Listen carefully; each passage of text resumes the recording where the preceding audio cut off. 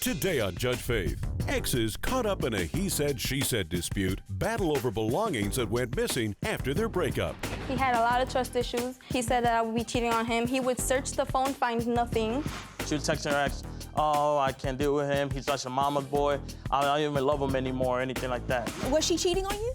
And later, a stand-up comedian and an emerging promoter disagree about the terms of an agreement to host and headline a Chicago comedy show. When it comes to promoting, you really have to promote. You have to get out there, shake hands, kiss babies, even the ugly ones. You have to invite them as well. Of course, I was doing my promotion. Like I said, we printed up to 100 flyers plus the social media. But you agreed to be a part of his first show that he's promoting.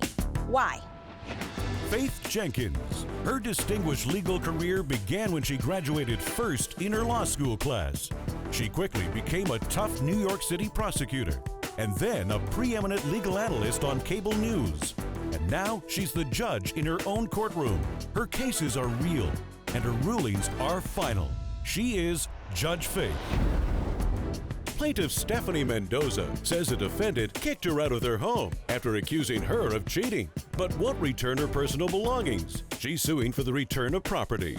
Defendant Ramon Duran says he doesn't owe because Stephanie stole his property and maxed out his credit card. He's countersuing for loan money, the return of property, and credit card charges. All rise. Court is in session. The Honorable Judge Faith Jenkins presiding. Please be seated. Your Honor, the litigants have been sworn in. This is the case of Mendoza versus Duran. Thank you, Juan. Stephanie Mendoza? Yes. You are suing the defendant, Ramon Duran, Yes, Your Honor. for $489, the value of property you say he's failed to return to you. Yes. And you are countersuing, sir, for $2,254. Yes. Money loaned. Also, the return of property you say the plaintiff took without your permission, and credit card charges. Yes. Okay, we'll start with you, Ms. Mendoza. Give me some background. Well, we met like 2014. I was pregnant with my baby, and The two of you met when you were pregnant yeah. with someone else's child. Yes. Okay, but the two of you eventually started dating, sir? Eventually, yeah. Okay, and how So- long did the two of you date? We dated for about almost a year. Why did you break up?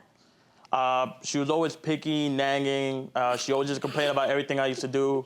Like, I work 2 weeks on, 2 weeks off, so I'm rarely home. I broke up with you. And what was the issue? Why did you say you broke up with him? Yeah, because he started being trust issues. He had a lot of trust issues. He said that I would be cheating on him. He would search the phone, find nothing, always, all the time. It started in June, before we even moved together, that he started doing all that, checking my phone. So you say he was insecure? Yes, he was very insecure. Is that true? No, it's not true, Your Honor. Two of you broke up. You have very different reasons why. And you say you purchased a dresser, baby crib, and a baby high chair. Yes. And that he failed to return these items to you. Yes. So why didn't you take them with you when you moved? Because he took all my stuff out of the house in bags and dropped it off in front of my dad's house, and I never got to go in to get any of my stuff. So you're saying he put you out? Yes, he did. And he took your Christmas Day. things and he took your things over to your father's house, but your dresser, crib, and high chair were left in his house. And other stuff, yes. And you never had the opportunity to go back? No. What day did this happen? Christmas Day. This happened It on was Christmas Day. Yeah. Cold world. Yeah. Not like that, Your Honor. All right. Yes. Christmas Eve, I kicked her out. Christmas Day, I returned her stuff to her dad's house. What about the dresser, Christmas crib, and night. high chair? So I've been trying for the past 3 months, from January, February, and March, to get her stuff to her. No, he did not. I asked him to, and he said no. Did he ever tell you to come and get your things? Nope. Okay. I have evidence and text messages on my phone. Yeah. Okay. No. Right there, she clearly says, I'm gonna go when you're not there. Pay it up. I told her I'm changing the lock to the house. She said, you can't. Okay. If you do that, I'm gonna call the association and get you into more debt. And You I could... write to him, I'm not getting it today, and you can't change the locks because it's not your house. Why would you write to him that you're not going to get the things today? Because he wanted me to do it on Christmas Day. I couldn't rent a car. I couldn't find a way to do it. Ma'am, I just asked you, did he ever tell you to come and get your things, and you told me no. Clearly, that's the conversation that's happening here, and you tell him, I can't get it today. I'm gonna ask you again, did he ask you to come and get your things? That day, possibly. Okay, possibly, yes. The answer is yes. And you told me before, no. Well, Okay, so that's the first lie you've told me today. So you're telling me after this day, he never let you back in? after that, they know. Goodbye, Stephanie. See you in 2 weeks. If you want the rest of your stuff, if not today, that's fine with me. The thing is, my dad didn't want me around him. Ma'am, you gotta stop. Okay. Coming up, do text messages reveal a different story? These text messages indicate that your brother wrote to Mr. Duran. So- That's my brother's word. No. Do I look like I have Boo Boo the Fool written on my forehead? And later, a stand-up comedian demands payment from the promoter of a failed Chicago comedy show. So what's the relevance of you giving them drink tickets? You're just That was coming out of my pocket. I was supposed to get 10% off for the bar. Trying to get us drunk enough that we'd forget to get paid.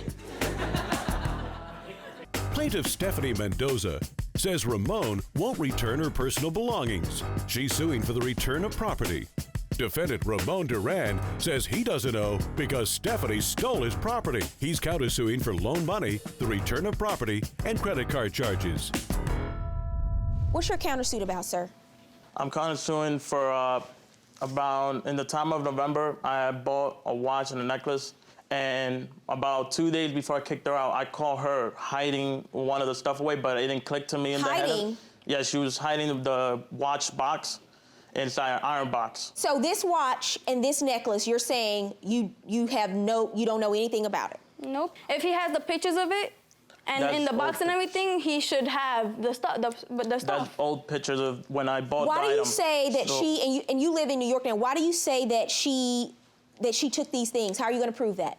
A while back, she had lost all her paperwork, her passport, social, In and the the baby house? stuff in the house that she says. Mm-hmm. But I know because I looked throughout the whole house, and her brother messaged me, "Hey, I saw your watch and I saw your necklace. If Where? you want, When was this? In New York. He was I have the bribing text everybody message. that he would give them a flight if they would find. I told him, I'm like, I'll give you a reward if you give me back my necklace and watch. my brother will take anything he no, can. And then her brother How messaged do you know me. about this conversation? Because I was right next to my brother. So your brother is lying to your Yes. ex-boyfriend, telling him that you have a watch and necklace, that Yep. you stole it because he wants a flight to Miami? Yep. This is interesting because you said your brother was trying to get a flight.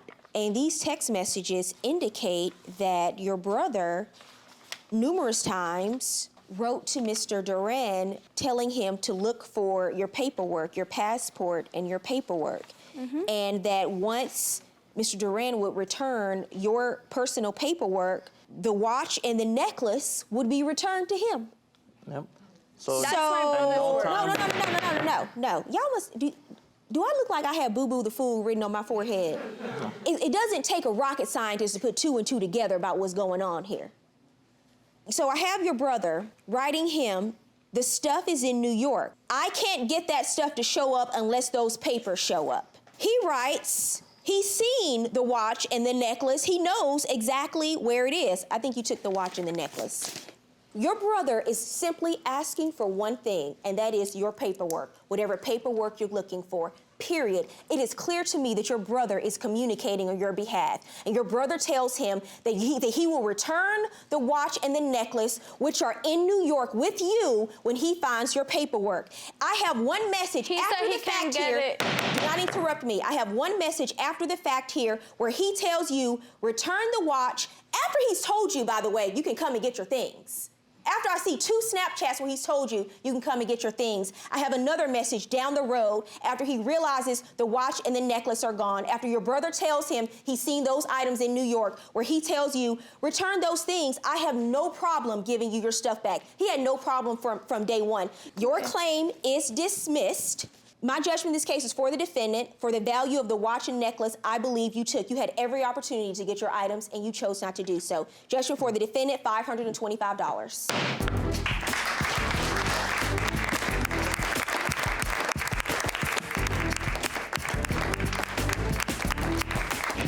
it was a fair decision. I didn't get what I was asking for, but I'm pretty happy with the outcome. They didn't really hear my whole part of the story, but in the end of the day, oh well, what can I do? Plaintiff Sean Monroe says the defendant failed to properly promote his comedy show and then tried to pay him in drink tickets. He's suing for money owed for a hosting and headlining fee. Defendant Will Spiller says he doesn't know because Sean understood the event was a financial bust and everybody involved lost money. Sean Monroe, Yes, ma'am.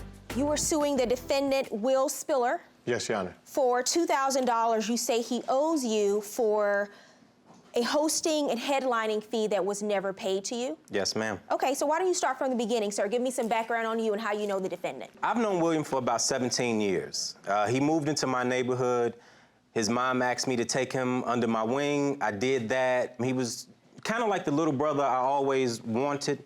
He wanted to be a basketball player. Jan, I got bad knees, but I was at the park with him, with the knees bad. I was up there with him. He wanted to be a rapper. Hey, let me make a phone call, put him right in the studio. Made some phone calls, put some money up, got him in the studio. We didn't have a hit, but we were there. We were there. We were there.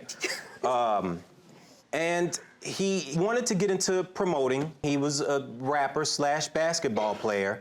And I explained to him that it's not as easy as it may look. Sir, what do you do for a living, Mr. Spiller? Well, I'm an artist, and what I do is I make music. So I have music on iTunes, Spotify, Google Play, what have you. I What do kind of shows music? all around hip-hop. Okay. So I do shows all around Chicago. I've thrown my own shows before, things like that. So this was pretty much me just expanding my brand and going into comedy. So I've already threw many rap shows and stuff like that, but being on the scene with him, like I say, me and him have been supporting each other for years. I've been to a lot of his shows, things like that. So I was seeing the... And you said in your statement you're also into a little bit of editing and a bit of fashion designing. Yeah, I have a brand, get used to it, with clothing and everything like that. I shoot videos for other artists around the city and edit videos as well. You got Okay, it. Yeah. so you're kind of like a jack of all trades. You do a lot of things. Correct. And you Master of none. Okay. According to Mr. Spiller, he's very good at all of his jobs, according to I him. am very good at what I do, Yana. So you decided you wanted to get into promoting. Why is that? Well, like I said, I've already been in promoting. I promoted my own shows and for other artists and things like that. It was just that I was transitioning over into comedy. Okay. So I've did many rap shows, things like that. So like I said, it's just that going out with him, And he's a comedian? supporting You're a him. comedian? Yeah, Yes, ma'am. he does comedy. So I just pretty much wanted to go into that area. And you wanted to do a promoting. comedy show in Chicago. Correct. And this was going to be your first comedy show. Correct. So you approached him about headlining the show. Correct. So Tell it's- me about that conversation. I warned him about how it cannot go. Because you come in and you see these promoters and they're always drinking and they got girls around and you think that you can just tell people to come to a show and you're gonna make all this money, and it just doesn't work like that. When it comes to promoting, you really have to promote. You have to get out there, shake hands, kiss babies, even the ugly ones. You have to invite them as well. And I think that he solely relied on a social media platform, which it doesn't work that way. It's real easy to tell people, yeah, I'm coming, to click yes. But you agreed to be a part of his first show that he's promoting. I did. Why? Because he agreed to pay me. He asked me how much I charge. He didn't ask me to do him a favor. I told him I charged $2,000 for everything he wanted me to do. He wanted me to headline the show, host the show, as well as help the other acts. What do you say the agreement was between the two of you about the comedy show? Like I say, we agreed for $2,000. It was just for him to host a headline. I'm not sure about him helping with other artists and Okay, stuff but you like agreed that. to $2,000. Yeah, I agreed $2,000. Okay, and you say you didn't get paid any money, but you showed up to do the show. I showed up. What happened? First of all, I don't even write a date in my book without a deposit. And I told him that. But you made the exception this time. I did make Because, Your Honor, I did make the sir. exception. I did make the exception. That, So why did you go up on stage? Well, because my name is still on that flyer, and I can use as many fans as possible. So I'm not really in a position to turn down stage time. Okay. Coming up on Judge Fade, more details emerge about the failed event. I had a silent partner. Your partner, does he show up with the money? No.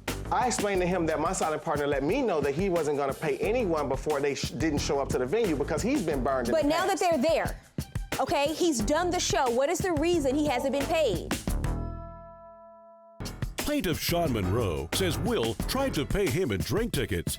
He's suing for money owed for a hosting and headlining fee.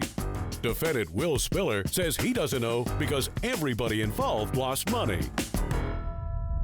So what happened that night? So I get there and I say, okay, I'm here. What's going on with that deposit? And he starts talking about he needs to talk to a big homie or a big dog or a big buddy or big whoever. I said, well, make a big phone call and for my money. Get him here. So at that point, he gives me about 4 drink tickets. I said, okay, I'll take the drink tickets. Thank you as a courtesy. And I want to say maybe 30 minutes later, now I'm wanting to start the show. The other comics are asking questions. The audience members are like, hey, when is the show going to start? And I'm still waiting on him. It's not my show. Did anyone else ever come?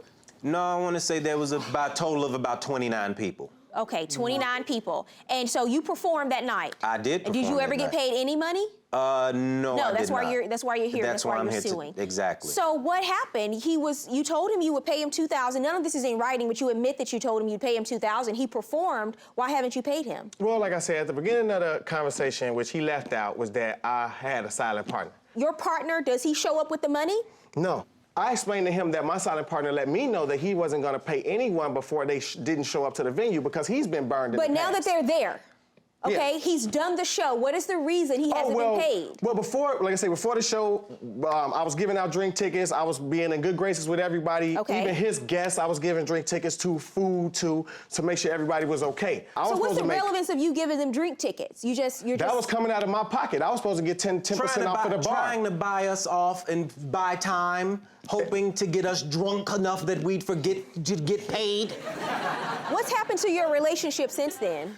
Like I said, I haven't really spoke. I called him the night of the event, straight to voicemail. Called him the next day, straight to voicemail. They don't ever answer their phone when they owe you money. I'm gonna tell you. And so 2 weeks That's later, false, Sharon. 2 weeks later, he answers the phone with a "Hey, brother" kind of accent. You know what I mean? Like, "Hey, we all good?" No. Yana, we had that discussion I that don't night. know if Will Smith came and men and blacked him with the beep boop and he forgot that he owed me. But when he picked up that phone, it was clear that I don't think he had any intentions. So he actually came and gave me another drink ticket. And now, Judge Faith rules. Even if you have a silent partner, I don't know if this person exists, by the way, because it's not my first rodeo. And I have people who come in here all the time when they owe money and they say, well, I had this person, this other person, somebody else who's not here to confirm anything that you're saying that was supposed to pay the money. And you want me to believe that everyone performed knowing that they might not get paid because the responsibility was solely on another individual when the only person he spoke to and had a conversation with was you. Okay? So, you try a lot of different things. You said you're into a little bit of fashion designing, a little bit of editing, a little bit of rapping. You're an artist. Promoting just may not be your thing. I don't know. I know. I'm sorry? I know, and it's not his thing. Ever. So, judgment in this case is for the plaintiff. You owe him $2,000, and I'm ordering you to pay him the money that you promised he would be paid for the services that he rendered. How was the show, by the way? Silent. Okay. Silent. I've never heard myself blink before, but yeah. Well, hopefully things will get better for you. Good Thank luck you. to both of you.